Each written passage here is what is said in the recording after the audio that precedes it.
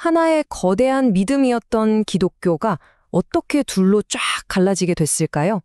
오늘은 바로 그 이야기, 기독교 역사를 바꿔버린 엄청난 사건, 대분열에 대해서 한번 제대로 파헤쳐 보겠습니다. 이거 정말 근본적인 질문 아닌가요? 어떻게 그렇게 거대한 종교가, 그 공동체가 다시는 돌이킬 수 없을 정도로 쪼개질 수 있었을까요? 근데 그 답은요, 어떤 한순간에 빵! 하고 터진 게 아니에요. 아주 오랫동안 서서히 벌어진 틈 때문이었습니다. 자, 그럼 이제 그 수백 년 동안 조금씩 벌어지던 균열이 마침내 폭발해버린 바로 그 역사의 한 장면으로 한번 들어가 보시죠. 시간은 1054년 7월 16일, 장소는 동방 기독교 세계의 심장, 바로 콘스탄티노플입니다. 한번 상상해 보세요. 동방제국에서 가장 신성한 곳이죠. 아야소피아 대성당. 거기서 지금 미사가 한창이에요. 그런데 바로 그 순간 로마에서 온 교황의 특사들이 성큼성큼 걸어 들어오더니 모두가 지켜보는 앞에서 중앙 제단 위에 문서 하나를 툭 하고 올려놓습니다. 그게 뭐였을까요? 바로 파문장이었습니다. 이 파문장에 쓰인 문구를 보면요, 당시 분위기가 어땠는지 그냥 바로 느껴집니다. 이건 그냥 우리 생각이 좀 달라 이 정도 수준이 아니었어요. 너는 이제 우리 신앙 공동체에서 아웃이야 하고 완전히 끊어내겠다는 선언이었던 거죠. 아멘을 3번이나 외친 걸 보면 얼마나 단호했는지 알 수 있죠. 그런데 이 엄청난 장면이요, 사실은 수백 년 동안 쌓이고 쌓인 갈등이 터져나온 그야말로 정점이었을 뿐이에요. 그렇다면 진짜 원인은 대체 뭐였을까요? 지금부터 그 뿌리 깊은 원인들을 하나씩 파헤쳐 보겠습니다. 자, 우선 모든 일의 시작점으로 한번 거슬러 올라가 보죠. 이 교회의 기초에 처음 금이 가기 시작한 건요, 정말 한참 전의 일이에요. 이게 뭐 하룻밤 사이에 뚝딱 하고 일어난 일이 아니거든요. 여기 연대표를 한번 보세요. 갈등의 씨앗이 얼마나 오래전에 뿌려졌는지 한눈에 보이죠? 시작은 무려 2세기. 부활절 날짜 가지고 다툰 거였어요.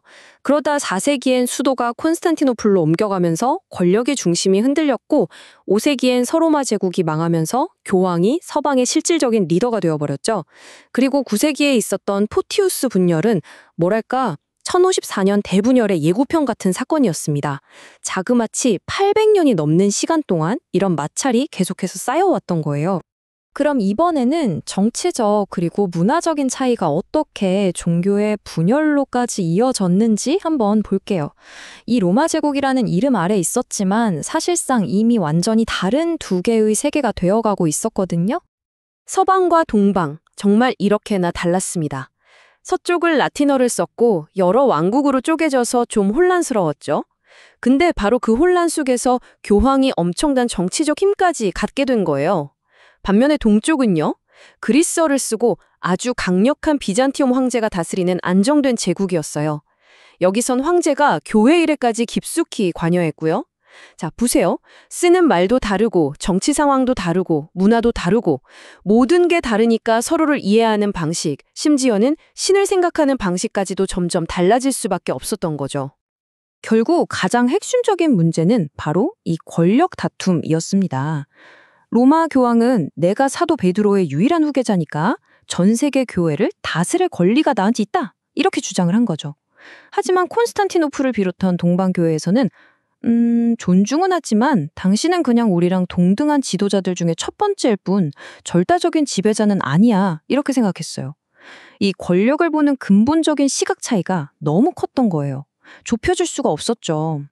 자, 이제 수백 년 동안 쌓여온 이 갈등이 신학 논쟁이라는 불꽃을 만나서 어떻게 모든 걸 빵 터트려 버렸는지 그 폭발 직전의 상황으로 한번 가보겠습니다.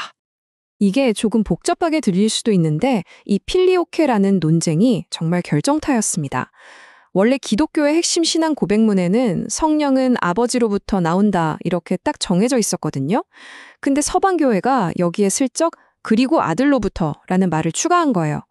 라틴어로 필리오케죠. 동방교회 입장에서는 이게 정말 난리가 난 거죠. 이건 그냥 단어 몇 개 바꾼 수준이 아니었어요.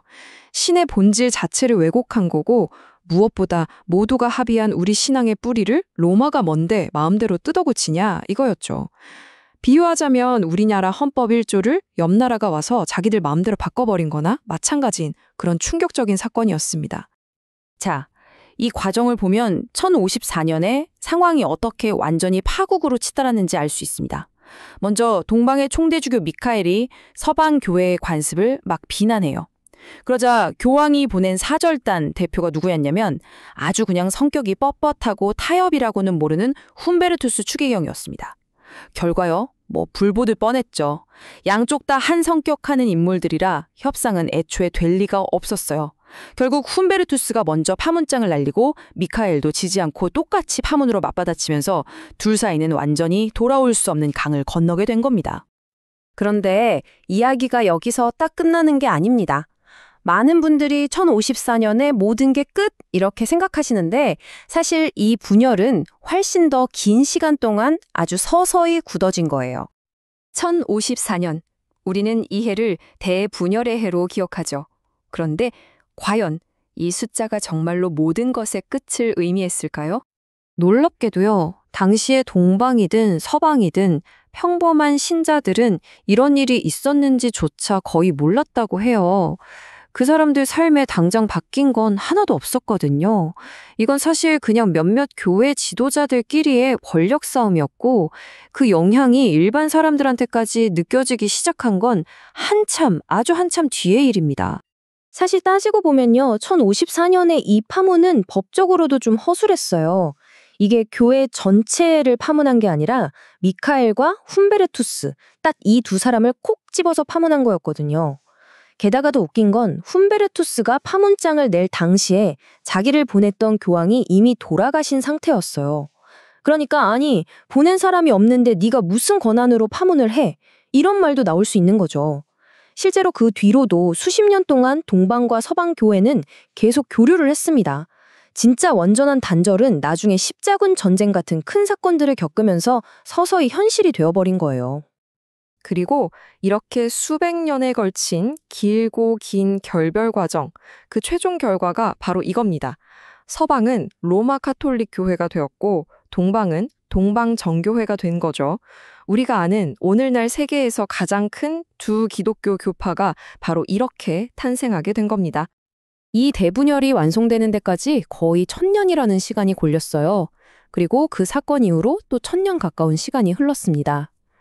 그렇다면 마지막으로 이런 질문을 한번 던져볼 수 있지 않을까요?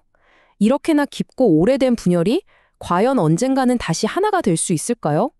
어쩌면 이게 오늘날 우리에게 남겨진 가장 큰 숙제이자 질문이 아닐까 싶습니다.